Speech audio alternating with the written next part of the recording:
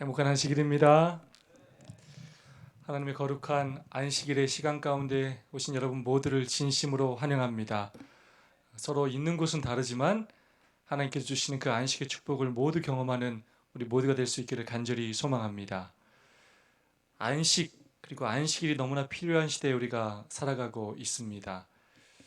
우리 스스로의 능력으로 쉬는 것이 아니라 오늘과 내일 하나님께서 은혜 주시고 또 입혀 주시고 먹여 주시고 또 덮어 주시는 그 은혜를 마음껏 누리는 우리 모두가 되었으면 좋겠습니다. 교회 오니까 얼마나 좋은지 모르겠습니다. 말이 휴가지 교회에 있어야 마음이 편합니다. 이곳에 오니까 이제 내 집에 온 것 같고 또 우리 교회에서 예배를 드리니까 얼마나 마음이 또 편안하고 또 은혜가 되고 또 행복한지 모르겠습니다. 찬양 가운데 얼마나 은혜가 넘치고 감동이 넘치는지 모르겠고 오늘 또 우리 이영래 집사님의 기도가 너무나 또 감동적이었고 우리 이명욱 집사님께서 이렇게 저녁 예배에 참석하셔서 또 기도자로 이렇게 봉사해 주셔서 저 개인적으로는 얼마나 감사한지 모릅니다. 제가 늘 드리는 기도 제목이 우리 이명욱 집사님의 회복인데 그래도 더 회복되시는 모습들을 이렇게 볼 수 있는 것 같아서 얼마나 하나님께 감사한지 모르겠습니다. 교회 너무나 오고 싶지만 또 코로나 때문에 교회를 찾지 못하는 여러 성도님들 그 마음 하나님께서 위로해 주시고 또 동일한 축복을 함께 해 주시기를 간절히 소망합니다. 우리 옆 사람과 오늘도 사랑과 소망을 담아서 인사하고 시작하겠습니다. 하늘까지 함께 합시다. 서로 인사해 주시면 감사하겠습니다. 우리 김은치 집사님 또 오랜 시간 오시느라고 수고하셨습니다. 감사합니다. 자, 벌써 8과입니다. 제목이 뭡니까? 자유롭게 누리는 쉼. 여러분 제목을 한번 생각해 볼까요? 자, 자유롭게 쉼을 누릴 수도 있는데 또 그러지 못하는 사람들이 있다는 것입니다. 이 자유라는 것은 선택할 수 있는 권리를 의미하는 것인데 이 쉼을 선택하지 못한 채 살아가는 너무나 많은 사람들이 있다는 것입니다. 근데 하나님께서 우리에게 뭘 주셨다고요?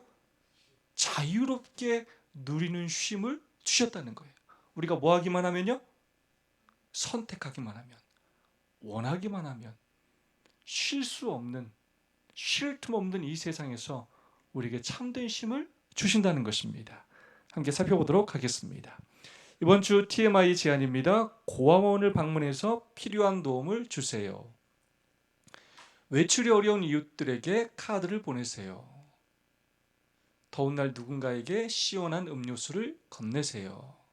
아주 간단한 또 봉사할 수 있겠지만 또 우리 이웃들에게 은혜와 감동을 주는 봉사들인 것 같습니다. 그렇게 실천할 수 있는 우리 모두가 되었으면 좋겠습니다.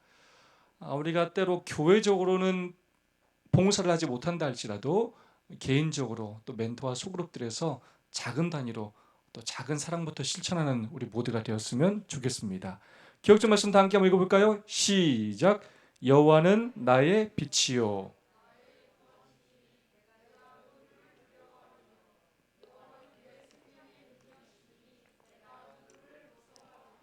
아멘. 어쩌면 다윗이 이 시편을 쓸 때 다윗의 삶 자체가 굉장히 두려워할 수밖에 없는 삶이었어요. 핍박받고 쫓김을 받고 죽음의 위협을 당하면서 무서워하고 두려워할 수밖에 없는 처지였습니다. 그때 그가 여호와를 그 어둠 가운데 나의 빛으로 받아들이고 나의 구원으로 인정했고 하나님이 내 생명의 능력이라고 믿었기에 그가 두려워하지 않고 무서워하지 않을 수가 있었다는 것입니다. 현실적인 그의 삶의 모습으로 볼 때는 하나도 쉬지 못할 만한 상황이에요. 도망자의 삶으로 때로는 동굴에서 때로는 숲에서 때로는 들에서 그렇게 잠을 자야 되는 상황이에요. 그 가운데 하나님께서 그에게 참된 쉼을 주셨고 두려움을 제거해 주시고 그의 삶의 평안을 주셨다는 것입니다. 자, 오늘날 많은 사람들이 쉼을 포기했다고 합니다. 직장인 중 5명에서 2명이 쉼포족이다. 나는 쉼포족이다라고 이렇게 응답을 했습니다. 휴가도 마음 편히 갈 수가 없다. 이렇게 대답하는 사람들이 많아요. 그리고 아파도 쉬지 못하고 출근해야 될 때, 그리고 야근이 계속 이어질 때, 퇴근 후에도 업무가 계속 이렇게 연락을 통해서 올 때, 식사도 제대로 먹지 못하고 일해야 할 때, 퇴근 후까지도 집에서 업무를 해야 할 때, 이런 경험을 하는 오늘날의 많은 직장인들이 있다는 것입니다. 그래서 나는 쉼이 없어. 나는 진짜 쉼을 포기해야 돼.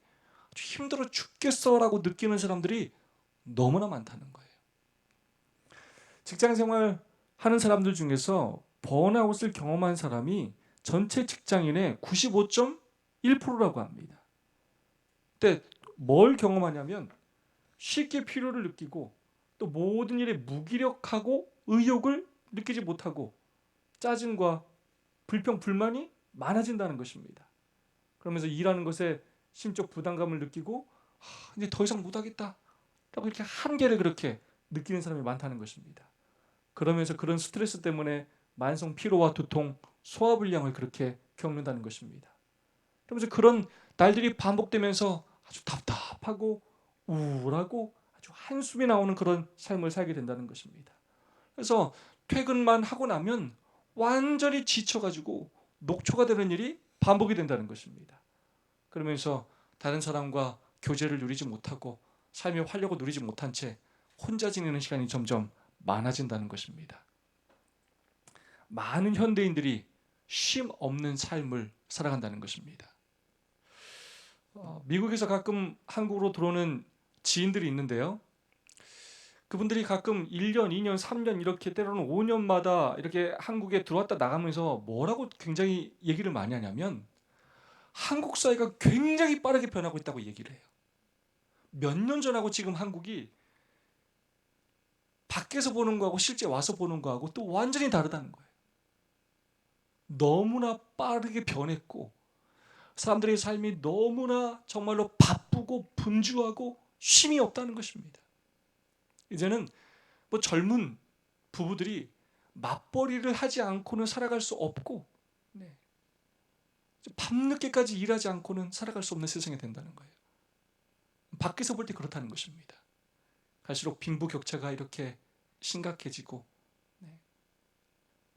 중산층 이하의 사람들, 물론 중산층도 그렇게 바쁘게 살아가지만 정말 쉬지 못하고 그렇게 살아가고 있다는 것입니다. 이런 글을 읽었습니다. 아이들에게는 놀 시간이, 어른들에게는 쉴 시간이 필요합니다. 놀지 못하고 쉬지 못하는 이유가 뭐지요? 노예가 아니라면 그래야 할 까닭이 없는데 그렇겠지요? 우리를 부리는 무서운 준이 있는 거지요? 아까 살펴봤죠? 이번 과 제목이 뭐였습니까? 자유롭게 누리는 쉼. 근데 세상 사람들이 이렇게 자유롭게 쉼을 누린다고 못 누린다고요? 네. 누가 그들이 주인이 되어서요?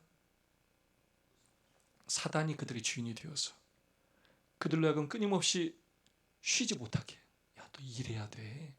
너 그러다 죽어. 야, 너 공부해야 돼. 너 뒤처져. 너 낙오돼. 하나도 쉬지 못하게. 너 옆집 누구? 야, 네 옆집 봐봐. 더 큰 차 샀어. 더 좋은 집으로 갔지? 너 명품백 맸지? 쟤? 끊임없이 비교하고 나를 초라하게 생각하고 무엇인가 더 소유해야 할 것 같고 끊임없이 그런 마음들을 우리에게 심어줘서 쉬지 못하게 한다는 것입니다. 육체적으로, 영적으로, 정신적으로 피로한 삶을 살게 만든다는 거예요. 근데 하나님께서 우리에게 어떤 자유를 주신다고요? 쉼을 누릴 수 있는 자유를 우리에게 주신다는 것입니다. 우리에게 쉼이 필요합니다. 쉰다는 것은 게으름이 아닙니다. 하나님께서는 이 쉼에 대하여 얼마나 많은 말씀을 하셨는지 모릅니다. 쉼은 하나님께서 주시는 축복입니다. 쉼은 삶의 한 부분이에요. 그래서 하나님께서 안식일 계명을 주실 때 엿새 동안은 힘써 봐하고요 일하고 제7일은 너희 하나님 여호와의 안식일인지, 이 균형을 하나님께서 얼마나 중요하게 말씀하셨는지 모릅니다. 낮에는 뭐하게 하시고 힘써 일하게 하시고 밤에는 뭐하게 하시고 쉬게 하셨어요. 이 균형이 깨지면 사람은 병드는 것입니다. 우리에게 쉼이 필요합니다. 근데 왜 쉬지 못하느냐? 아까도 얘기했지만 바로 죄 때문이에요. 욕심 때문입니다. 근심과 염려 때문이에요. 두려움 때문입니다. 하나님께서 오늘 우리에게 우리의 모든 근심과 염려와 죄의 문제를 하나님 앞에 내려놓고 그 문제를 해결하실 수 있는 하나님 품에 안겨 편히 쉬라라고 우리에게 말씀하고 계십니다. 자유롭게 누리는 쉼을 경험하기를 원하십니다. 그 쉼을 누리는 우리 모두가 되었으면 좋겠습니다. 이번 주는 그렇게 정신적으로 육체적으로 쉬지 못했던 두 사람에 대한 이야기를 함께 살펴보게 될 것입니다. 자, 첫 번째는 누구냐? 바로 한 중풍병자의 이야기입니다. 마가복음 2장 1절 5절의 말씀 다 함께 한번 읽어보겠습니다. 기억절입니다. 수일 후에 시작.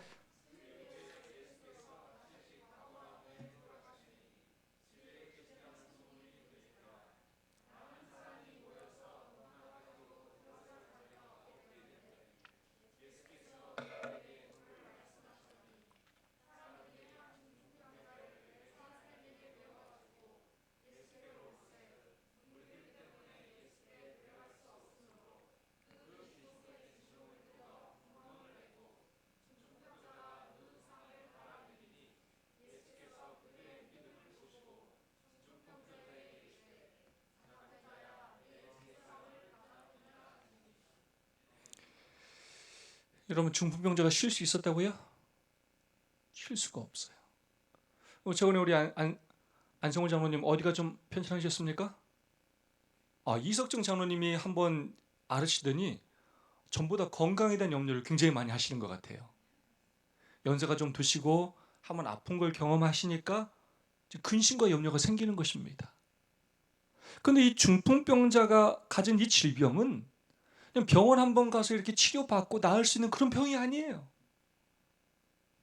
굉장히 불편한, 몸을 움직이기가 어려운 그런 병인 것입니다. 그런데 이 사람은 육체적으로 힘들었을 뿐만 아니라 육체적인 쉼을 누리지 못했을 뿐만 아니라 더 큰 문제는 바로 정신적인, 영적인 쉼을 쉬지 못했다는 것입니다. 시대의 소망은 그가 왜 그 병에 걸렸는지에 대하여 자세히 이야기하고 있습니다. 그의 질병은 죄악된 생활의 결과였으며 그 고통은 후에 의해 더욱 심해졌다. 그의 정신적인 고민과 육체적인 고통을 덜하기를 바라면서 이미 오래전에 바리새인들과 의원들에게 애원하였었다. 그러나 그들은 냉정하게 그의 병은 불치라고 선언하고 하나님의 진노에 맡겨버렸다. 바리새인들은 고통을 하나님께서 불쾌하게 여기신 증거로 여기고 병자와 가련한 자들을 멀리했다. 그 당시에 유대인들 바리새인들은 이 중풍병, 문둥병 같은 병을 어떻게 생각했냐면 하나님께서 치셨다라고 여겼어요. 왜 이런 병이 걸렸다고 생각했다고요?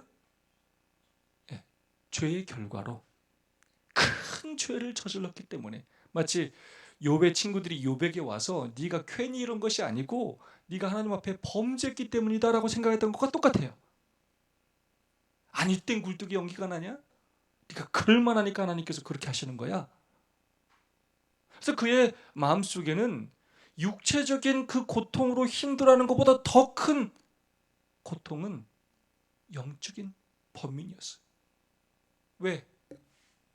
실제로 그가 이 중풍병에 걸린 이유가 뭐라고요? 죄악된 생활의 결과였어요. 누가 보더라도 그가 그 질병에 걸리는 게 뭐가 있다고요? 마땅했어요. 야, 네가 뭐 잘한 게 하나도 없는데 뭘 고쳐달라고 그래. 이 천벌 받은 놈아. 이렇게 얘기했단 말이에요, 사람들이 다. 누구에게도 어떤 위로를 받을 수도 없었고 동정을 받을 수가 없었어요. 그렇게 바리새인들도 찾아가 보고 의사들도 찾아가서 애원해 봤지만 소용이 있었다고 없었다고요? 아무런 소용이 없었어요. 그의 그런 아픈 육체적인 질병에 대한 부분보다 그가 아주 천벌받은 죄인이라는 사실로 사람들은 그를 손가락질하였고 크게 비난하였습니다. 그래서 그는 고통을 당했는데 후회 때문에 그 육체적인 고통과 정신적인 고통은 더욱 심해졌다는 것입니다. 그렇게 하지 말았어야 되는데, 그때 그렇게 살지 말았어야 되는데. 근데 여러분, 그렇게 후회한다고 바뀝니까? 아무것도 바뀌지 않아요. 후회할수록 그의 육체적인, 정신적인, 영적인 고통은 더욱더 커져만 갔다는 것입니다. 사람들은 자기를 점점 더 멀리하고 우울, 소외감, 두려움, 그런 마음들로 단 하루도 쉬지 못하는 삶을 살게 되었다는 것입니다. 그런데 예수님께서 이 중풍병자를 찾아오셔서 다른 사람들과는 다르게 이 중풍병자를 대하셨어요. 다른 사람들은 다 뭐만 얘기했느냐? 너 이 병에 왜 걸렸어? 왜? 네가 잘못했잖아. 잘했어야지. 네가 행한 결과야. 그러니까 이 책임은 네가 져야 돼. 라고 끊임없이 다 왜 얘기하면서 너 때문이야, 너 때문이야, 너 때문이야 라고 끊임없이 얘기했어. 그러나 예수님은 그렇게 하지 않으셨어요. 왜? 네 잘못이야 라는 문제를 말씀하지 않으시고, 어떻게 하면 육체적으로, 정신적으로, 영적으로 쉼을 누리지 못하는 그 불쌍한 영혼에게 참된 쉼을 누리게 할 수 있을까가 예수님의 관심이었습니다. 우선 예수님은 그 영혼을 불쌍히 여기셨어요. 그가 정말로 쉼을 누리기를 원하셨고 새로운 삶을 살기를 원하셨다는 것입니다. 세상은 슬픔과 고통에 죄의 무거운 짐을 지고 가는 사람들로 가득 차 있다. 하나님께서는 그분의 자녀들을 보내시어 그 짐을 대신 지고 쉼을 주실 그분을 그들에게 나타내도록 하셨다. 도우며 축복하며 치료하는 것이 그리스도의 종들의 사명이다. 예수님은 그의 죄를 거론하시면서 너는 치료받을 자격이 없다라고 말씀하지 않으셨어요. 그 질병의 원인이 분명 그의 잘못이었음에도 불구하고 예수님은 오히려 그가 쉼을 누리지 못하는 그 부분이 무엇인지를 아시고 그 문제를 해결해 주시기 위해 그에게 다가가셨고 또한 그의 놀라운 능력으로 그 문제를 해결해 주셨습니다. 그리고 오늘 우리가 예수님의 제자로서, 작은 예수로서 그러한 삶을 살기를 바라고 계십니다. 여러분, 우리 주변에 육체적인 고통을 당하는 사람들, 영적인 고통을 당하는 사람들, 그래서 쉼을 누리지 못하는 사람들 많아요, 적어요? 많아요. 근데 그 원인이 그 사람의 죄악의 결과인 경우가 굉장히 많아요. 우리는 때로 그런 사람들을 볼 때마다 당신이 그랬으니까 마땅히 그 결과를 지는 게 합당하다라고 생각하는 경우가 굉장히 많습니다.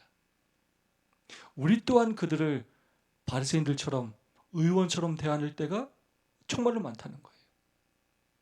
그러나 예수님께서는 우리가 그렇게 하기를 원치 않으신다는 것입니다. 어떻게든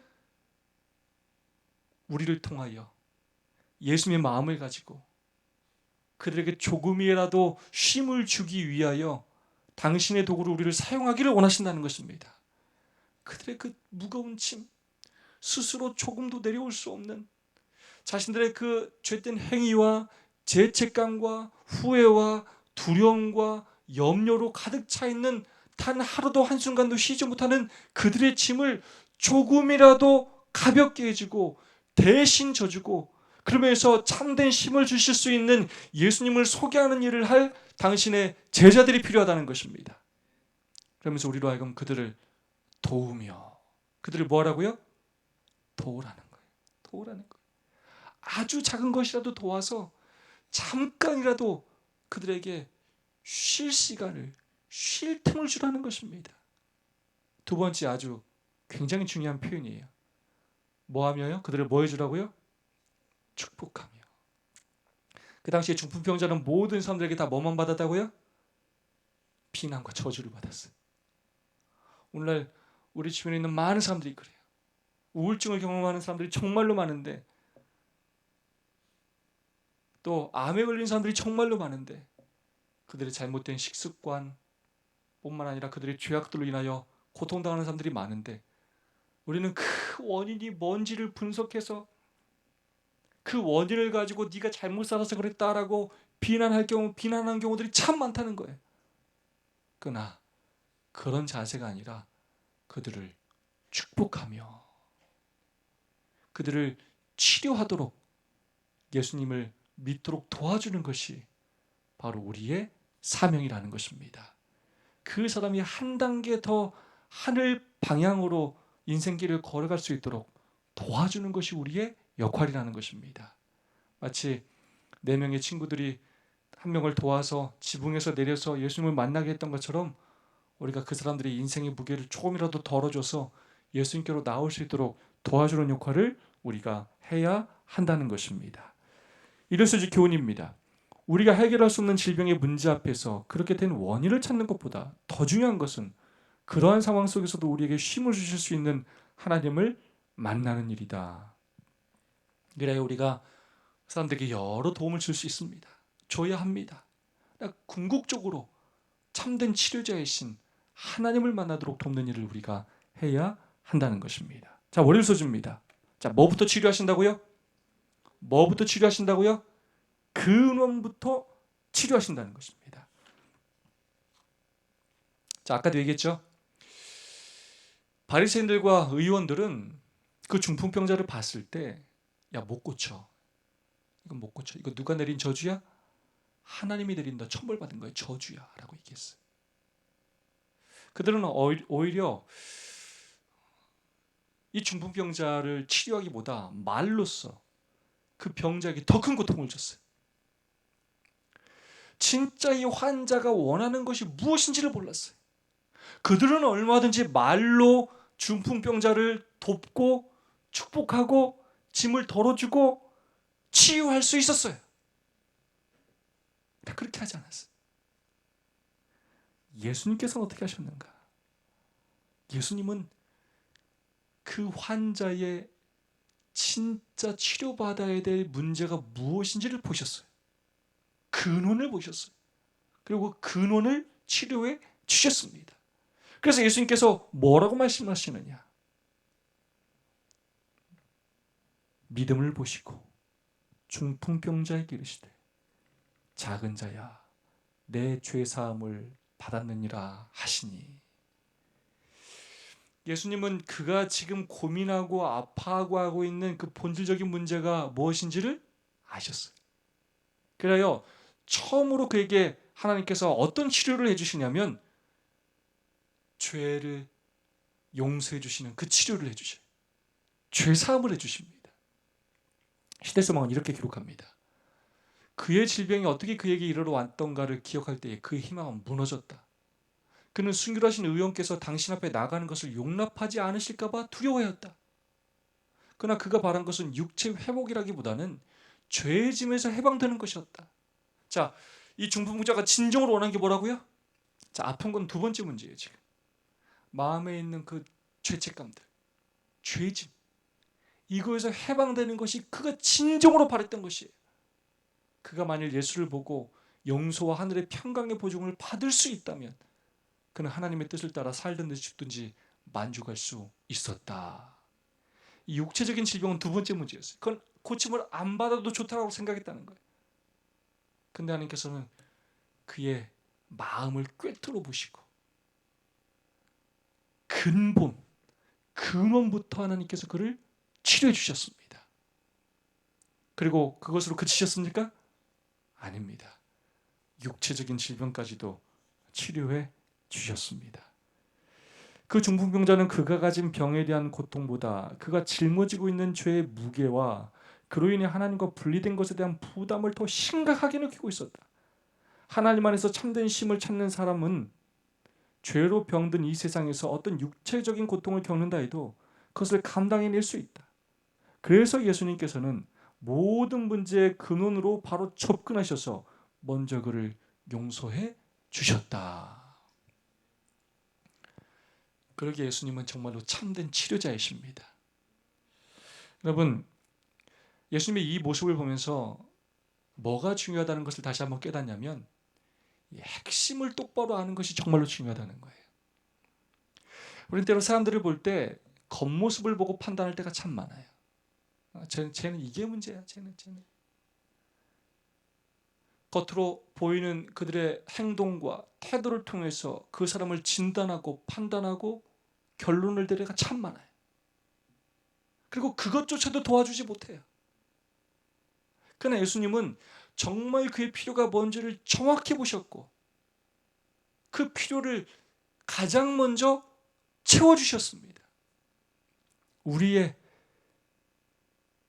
전도가 또 우리의 봉사가 그러한 봉사가 되어야 합니다.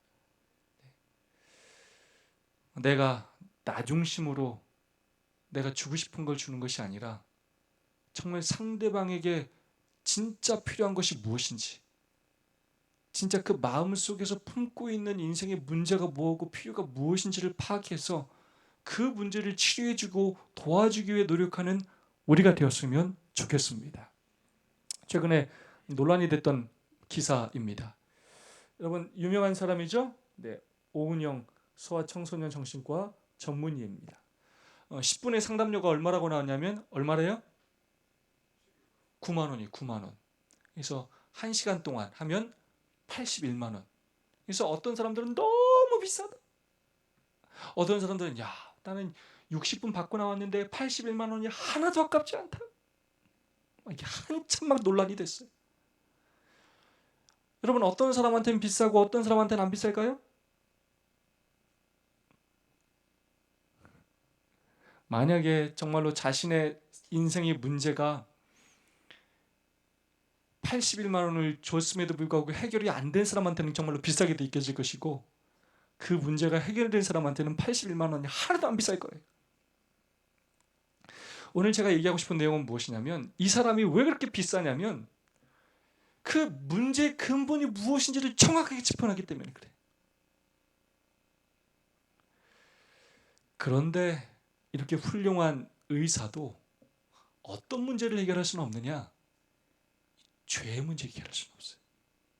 그게 그 근본인 것 같지만 결국 이 의사들이 치료하는 모든 사람들의 더 근본적인 문제인 죄 문제는 그 누구도 해결할 수가 없어요. 그 문제를 해결할 수 있는 유일한 분은 누구밖에 없습니까?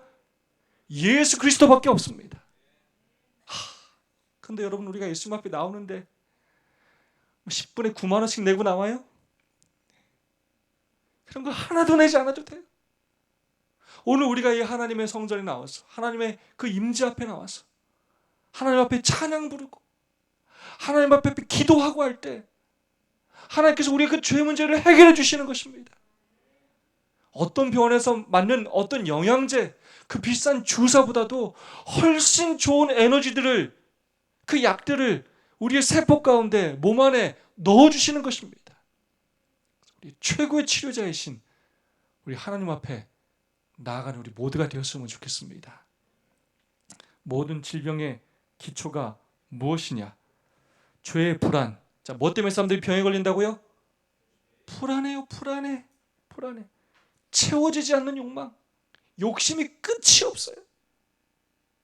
끊임없이 무엇인가를 더 소유하려고 하고 비교하고 그러면서 죄에 침을 져요. 스스로 침을 져요. 내려놓질 않아요. 안식일에도 여기까지 와가지고 짊어지고 머리에 이고 앉아있으면서도 계속 딴 생각하면서 인상 쓰고 죽겠다고 예배 끝나면 만나자마자 다 죽겠다고 그게 우리예요. 제발 내려놓으라고 해도 뭐 하지 않는다고요? 안 내려놔. 왜 안 내려놓냐면 내려놔 본 적이 없어. 그렇게 사는 게 뭔지를 몰라요. 계속 어떻게만 살아서요? 지고 살아. 그게 안식일이건 평일이건 낮이건 밤이건 이거 하나님께 완전히 다 내려놓고 맡긴다는 경험이 뭔지를 모르고 살아요. 내려놓으라는 거예요. 그 무거운 짐을 지고 계속 그렇게 버티면 결국 병이 든다는 것입니다. 그들은 심령의 치료자 앞에 나오기 전에는 위안을 찾을 수가 없다. 그분만이 주실 수 있는 화평이 심령에 활력을 주고 육체에 건강을 줄 것이다. 결국 육체적으로 영적으로 쉼을 누리지 못하는 가장 큰 원인은 우리를 창조하신, 우리의 육체와 영, 혼을 창조하신 하나님 앞에 나아가지 않으면 우린 참된 쉼을 누릴 수가 없다는 것입니다. 화요소지, 도망치다. 엘리야 선지자의 이야기입니다. 열왕기상 19장 1절로 4절 한번 읽어보겠습니다. 시작.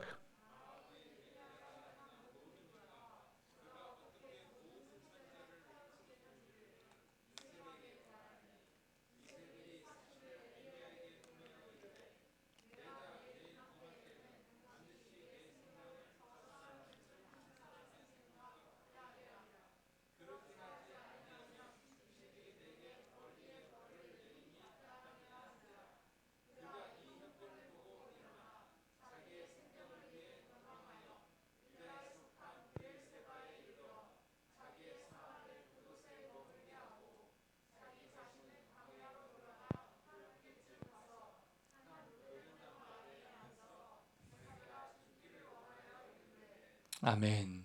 10분까지만 하고 나누는 시간을 갖도록 하겠습니다. 도망치다.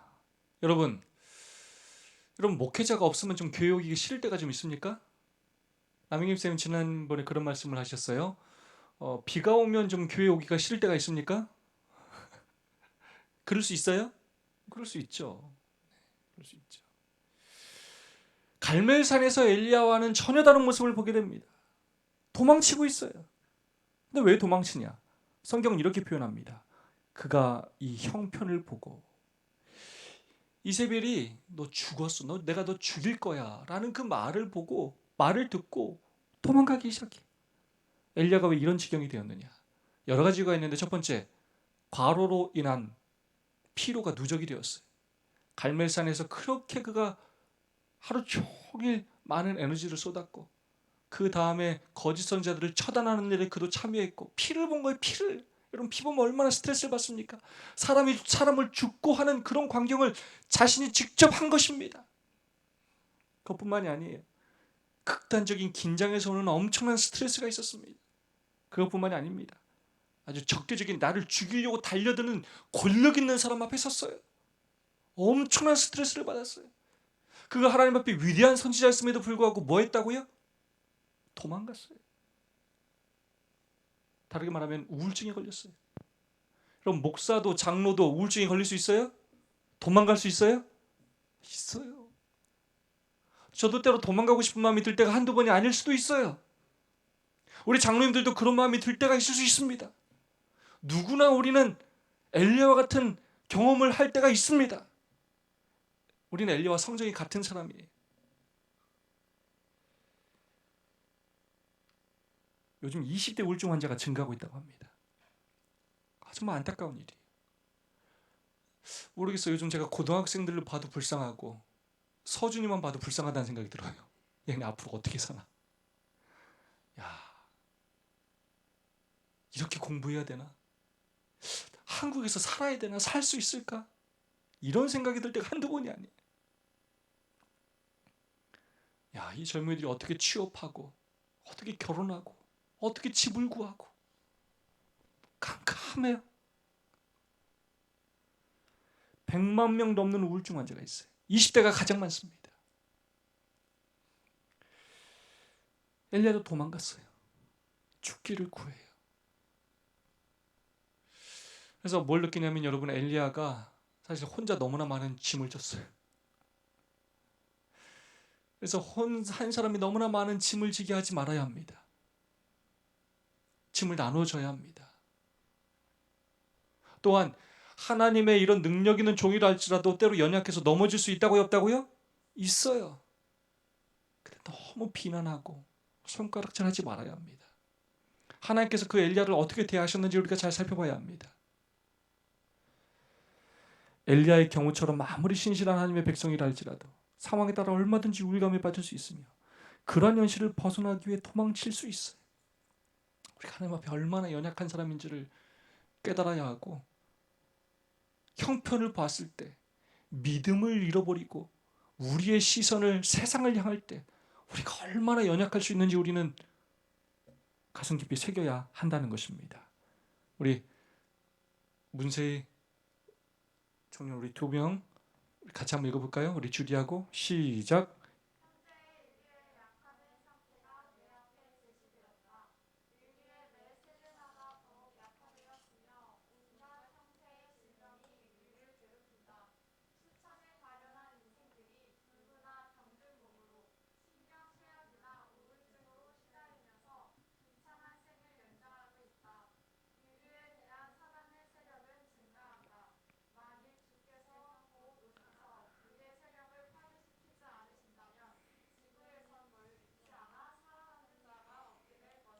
아멘.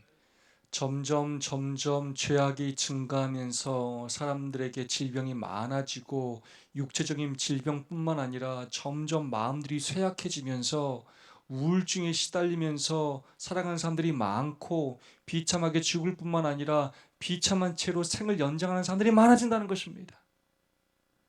그 해결책이 누구밖에 없다고요? 예수 그리스도밖에 없다는 것입니다.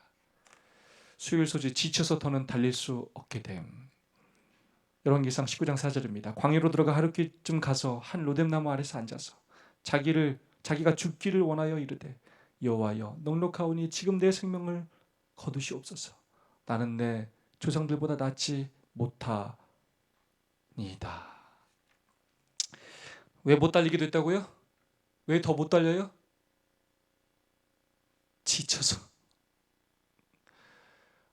마지막 남아있는 힘, 죽을 힘을 향해 도망가는 데 썼어요. 근데 왜 그가 그럴 수밖에 없었느냐? 이 성경 말씀에 또 이유가 나와요. 아까는 어쩌면 그에게 너무나 과중한 많은 짐들이 지어진 것처럼 느껴질 수 있었어요. 그 다음에 또 한 가지 이유는 뭐냐면 그는 비교했어요. 그가 하나님 앞에서 갈멜산에서는 나밖에 없다라고 생각했어요. 내가 하나님을 혼자 한다라고 생각했어요. 그래서 내가 굉장히 뛰어나고 훌륭한 사람이라고 착각했을지 모르겠어요. 그러나 그가 하나님 앞에서 도망갈 때는 그의 초라한 모습을 보면서 뭐라고 하냐면 나는 내 조상들보다 낫지 못하니이다 라면서 다른 사람과 비교하면서 자신의 초라한 모습을 보면서 나 뭐 해달라고요? 나 죽여달라고 이렇게 말하고 있는 것입니다. 하나님은 우리 각자를 다 소중하게 여기시고 한 사람 한 사람에게 자신의 삶의 자리와 영향력과 달란트를 주십니다. 우린 그것을 귀하게 여기면서 나에게 맡겨진 삶의 의무와 자리에서 충실히 내 사명을 감당하면 되는 것입니다. 우리 남영 집사님 같은 분에게는 우리 찬양의 은사를 주셔서 그 사역을 담당하게 하시는 것이고 또 우리 세희 씨에게는 또 이렇게 반주의 달란트를 주셔서 그 사역에 봉사케 하시는 것입니다. 다른 사람과 비교하며 그걸로 인하여 우쭐해질 필요도 없고 그걸로 인하여 좌절하고 절망할 필요도 없는 것입니다. 자, 중요한 건 무엇이냐? 달리다 멈춰섭니다. 죽기를 구합니다. 그때 하나님께서 그에게 다가가십니다. 그때 하나님께서 그를 정죄하지 않으시고 새 힘을 주십니다. 하나님께서는 때때로 우리가 멈추어 설 때까지 기다리셔요. 멈추어 섰을 때 하나님께서 우리를 도와주시고 새 힘을 주셔요. 그런 의미에 있어서 안식일은 너무나 중요해요. 우리가 지금 이 안식일은 뭐 하는 시간이라고요? 멈춰야 돼요. 세상을 향하여 달리던 그 삶을 멈춰야 예수님께서 우리에게 뭘 주실 수 있다고요? 새 힘을 주실 수 있어요. 계속 세상과 비교하며 사람들과 비교하며 우쭐해졌다, 절망했다. 제가 공부를 더 잘하고 제가 돈 더 많이 벌고 제가 더 이쁘고 제가 더 비싼 명품백을 갖고 있고 이런 거 그만하고 멈추고 쉴 때 하나님께서 새 힘과 능력을 주신다는 것입니다. 수상 임명 구조할 때 세 가지 원칙이 있습니다. 제가 이 자격증을 한번 땄었는데요. 첫 번째, 절대로 물에 들어가지 않는 것이 좋습니다. 그럼 뭘 활용해야 돼요? 도구, 기구를 활용해야 돼요. 반드시 갖고 다녀야 돼요. 그게 1번이에요. 두 번째가 뭐냐? 어쩔 수 없이 들어가야 될 경우에는 익수자의 뒤로 가야 돼요. 앞에서 잡히면 안 돼요. 목을 잡아야 합니다. 세 번째, 들어갔는데 잡혔어. 그럼 어떻게 될까요? 앞에서 잡히면 못 빠져나와요. 그때 어떻게 되냐? 물속 깊이 들어가야 돼요. 잡고 나오려고 발버둥치면 둘 다 죽어요. 뭐 해야 된다고요? 깊이 들어가야 돼요. 그래서 그 익수자가 자기를 놓게 만들어, 힘이 빠져서. 그래서 오히려 언제 들어가야 되냐? 그 사람이 물 먹어서 힘을 쓸 수 없을 때 들어가야 돼요. 하나님께서 언제서야 우리를 도우실 수가 있다고요? 우리의 삶을 멈추었을 때 하나님께서 우리를 도우실 수가 있습니다. 모든 사람의 경험 가운데는 통렬한 실망과 처절한 낙담의 때, 그 슬픈 운명에 처하여 마침내 죽는 것이 사는 것보다 나은 것처럼 보이는 날들이 이르러 올 수 있습니다. 오늘 우리도 암에 걸릴 수 있고, 우리의 가족들이 또 사고를 당할 수도 있고, 생각지 못했던 정말 큰 어려움을 우리 당할 수 있어요. 만약 우리가 이와 같은 때에 영적인 통찰력을 가지고 하나님의 섭리가 무엇을 의미하는지를 분별할 수 있다면, 그 같은 상태로부터 우리를 구원하셔서 우리의 발을 영원한 삶보다 더 튼튼한 기초 위에 세우려고 노력하는 천사들을 보게 될 것이다. 엘리야가 멈추어 섰을 때야 하나님을 보게 되고 천사들의 도움을 받게 돼요. 멈춰야 한다는 것입니다. 목요일 쉼, 그리고 그 이상의 것. 읽어보겠습니다. 왕상 19장 5절로 8절 시작.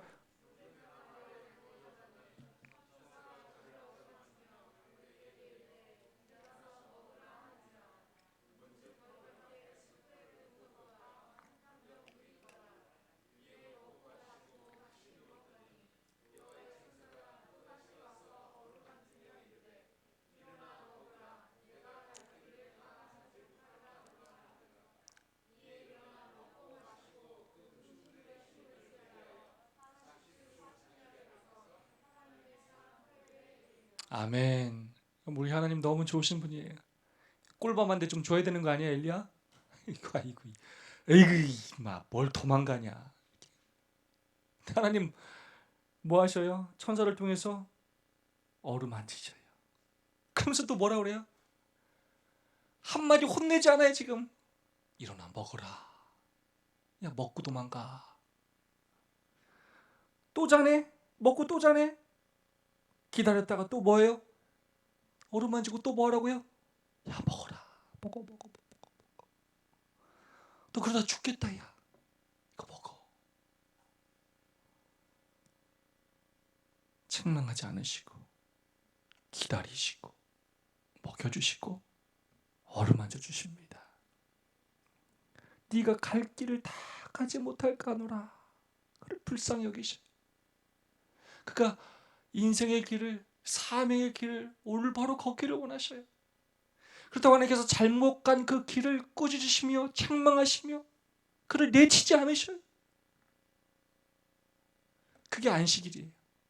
여러분, 우리가 일주일 동안 살았던 우리의 삶에 비하면 오늘 우리가 축복받고 은혜받고 구원받을 자격이 없을 수 있어요. 하지만 하나님 앞에 나온 그 이유 하나만으로 오늘 우리를 위로하시고 먹여주시고 입혀주시고 어루만져주시고 우리가 갈 길을 다 가지 못할까 염려하시며 우리에게 바른 길을 보여주시는 것입니다. 우리 하나님 그렇게 좋으신 분이. 자, 시간이 없으니까 결국 쉼, 그리고 그 이상의 것, 엘리야를 그렇게 일어나게 하셔서 그로 하여금 결국 호렙산에 가게 하시고 하나님의 세미한 음성을 듣게 하시면서 그에게 사명을 주십니다. 그로 하여금 그가 나를 죽여달라고 기도했을 때 하나님께서 그를 죽이지 않으셨어요.